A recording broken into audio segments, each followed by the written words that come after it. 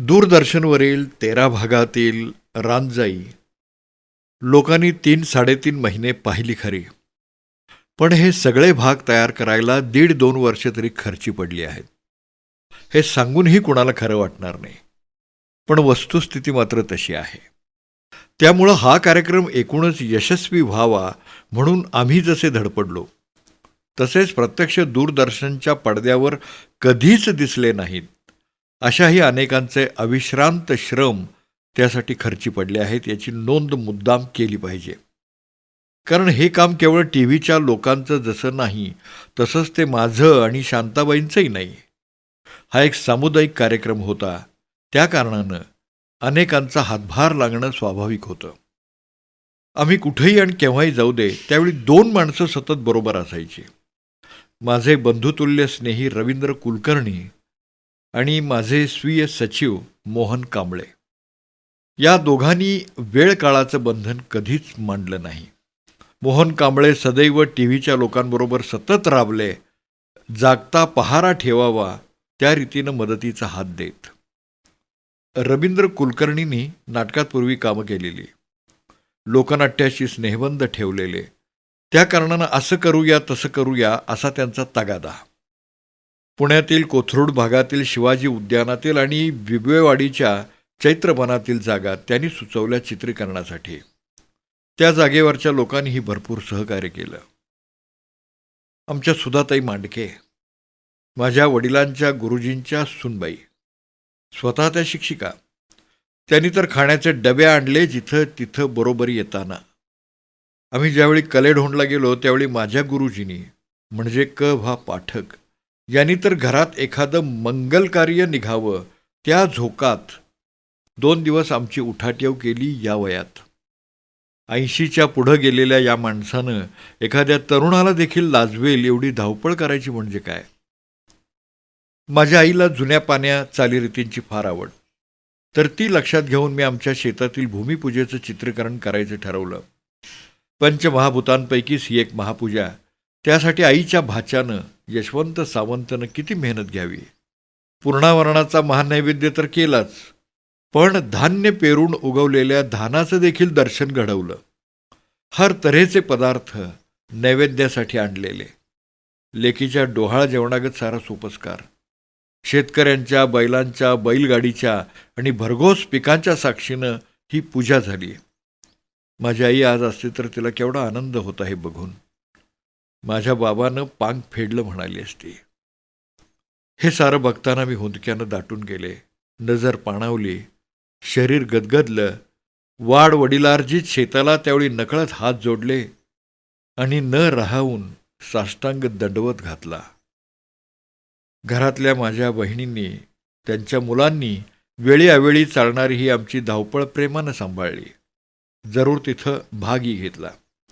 बालचित्रवाणीच्या अरुण काकतकरनी, गांगुर्डेनी आणि कशाळकरांनी ही भरपूर मदत केली, अगदी हौसेनं माझ्यासाठीचं कर्तव्य म्हणून. हे आमचे भाचे सुरेश आणि सुभाषही अमुक एक करायचं म्हटलं की पुष्कळ धावले. रजा घेऊन कामाला लागले. रानोमाळ भटकून त्यांनी टी व्हीच्या लोकांबरोबर चित्रीकरणासाठी जागा शोधायला मदत केली. मला एखाद्या लग्नातला रुखवत दाखवायचा होता, गोंधळ दाखवायचा होता. त्यासाठी आम्ही कोल्हापूरला गेलो. तिथं आमच्या MY पाटलांनी आणि शांतानं हुबेहूब सगळं उभं केलं. आत्ता घरात लगीन चाललंय वाटावं असं. अगदी नवरा नवरी देखील नुकतंच लग्न झालंय अशी बोलावून आणि गोंधळ घालून सुद्धा. हे सारं केवळ मला हवंय म्हणून या लोकांनी किती किती केलं. त्यांच्या एकीची कृतज्ञता कशी व्यक्त करायची, कोणत्या शब्दांचे पाय त्यासाठी धरायचे. जीव गलबलून जातो आणि मग विचार करून करून थकून गेलं की वाटतं असू दे, मला याच ऋणनिर्देशात जन्मभर राहू देत त्यांच्याबरोबरच धावपळ करीत. मला आठवतं पंडित जवाहरलाल नेहरू, त्यावेळेचे भारताचे पंतप्रधान, 1960 पुण्याला आलेले. धुवाधार पाऊस त्यावेळी. खडकवासल्याच्या डिफेन्स अकादमीकडून पुणे विद्यापीठात आलेले. त्यावेळी आमचे नामदार यशवंतराव चव्हाण महाराष्ट्राचे मुख्यमंत्री, तर त्यांनी पंडितजींशी माझी ओळख करून दिली. अगोदरचा परिचय होताच, त्यामुळं त्यांना माझं लोकसाहित्यविषयक संशोधन लक्षात असावं. कारण सहजी बोलता बोलता ते म्हणाले, मला तुमची इथली लोकसंस्कृती पाहायची आहे. अगदी गोरगरीब माणसं फार सुंदर बोलतात, फार चांगलं गातात, मस्तपैकी नृत्य करतात. मी त्यांच्यात रमून जातो. घ्यावं तुम्ही लोकांनी मनावर, दाखवावं या संस्कृतीला आजच्या जगाला. यशवंतरावांना ते आवडलं. तशी ते एकदम म्हणाले, अवश्य अवश्य, ही माझी बहीण घेईल मनावर.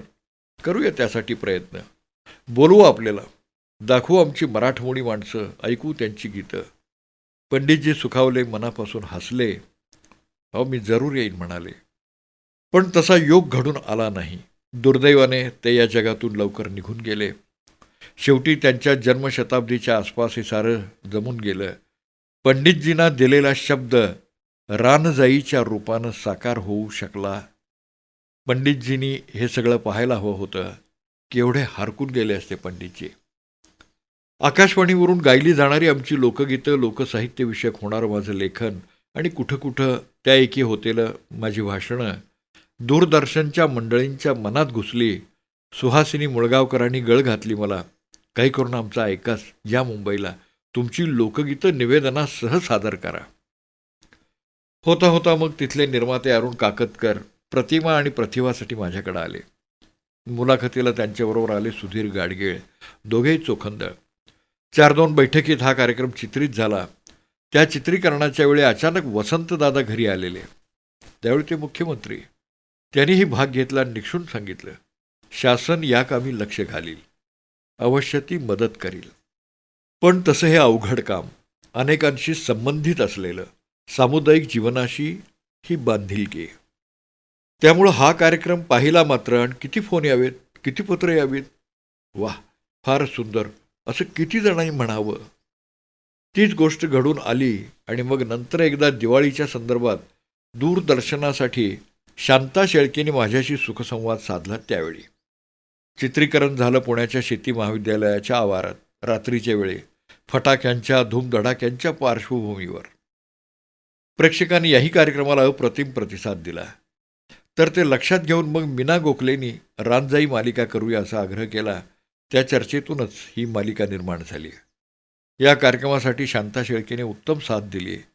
आम्ही दोघी कधीपासूनच्या मैत्रिणी, जुन्या संस्कृतीत वाढलेल्या, डोईवर पदर घेत जिकडं तिकडं वावरलेल्या, त्यामुळं आमचं बोलणं बसणं अगदी स्वाभाविक झालं.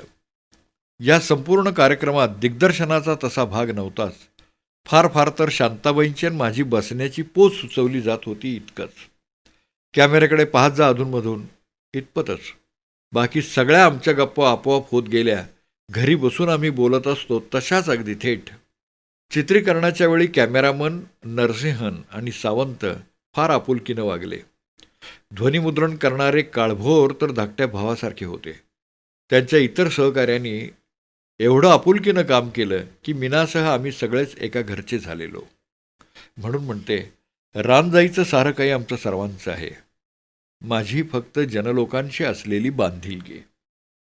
आजवरच्या आपल्या आयुष्यातील निम्म्याहून अधिक हयात आपण लोकसंस्कृतीच्या आणि लोकसाहित्याच्या अभ्यासात खर्ची पाडलेली असली तरी या संदर्भात आपण सादर केलेला रानजाई कार्यक्रम जनसामान्यांसह सर्वांनाच कितपत आवडेल यातली शंका पहिल्यांदा मनात फार घुसळण घालायची.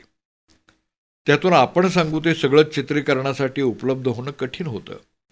म्हणून रानजाईचा पहिला भाग जेव्हा दूरदर्शनवरून प्रसारित झाला तेव्हा एखाद्या लहान मुलानं पाहुणे घरी आले की कुतूहलानं आईच्या कुशीत शिरून समोर पाहावं, त्या रीतीनं मी टी समोर घरात एका कोपऱ्यात बसलेली. काय होईल कसं होईल या धास्तीनं टीव्हीच्या छोट्या पडद्यावर नजर रोखून बसलेली. सुरुवातीचं गाणं शांताबाईंनी लिहिलेलं, राम कदमांनी त्यावर स्वरसाद चढवलेला, त्यासाठी पन्हाळ्याकडील पार्श्वभूमी चित्रित झालेली. गाणं सुरू झालं मात्र आणि पार्श्वभूमीवरील दृश्य नजरेच्या टप्प्यात येत गेली तशी एकदम हायसं झालं. जीवात जीव आला. आणि जेव्हा का आम्ही दोघी निसर्गाच्या सानिध्यात अमोरासमोर बसून आमच्या ठरल्या गोष्टींच्या गप्पा गोष्टीत रंगून गेलो आहोत हे पाहिलं तेव्हा मात्र खरंच बरं वाटलं. घरातली अवतीभोवती बसलेली सुखावली. त्यातून मी ज्यावेळी ओव्या गायला लागले त्यावेळी कार्यक्रम सुरू असतानाच फोन वाजला आणि शाब्बासकीची दात जवळच्या माणसांनी मनसोक्त खुशीनं देऊन टाकली.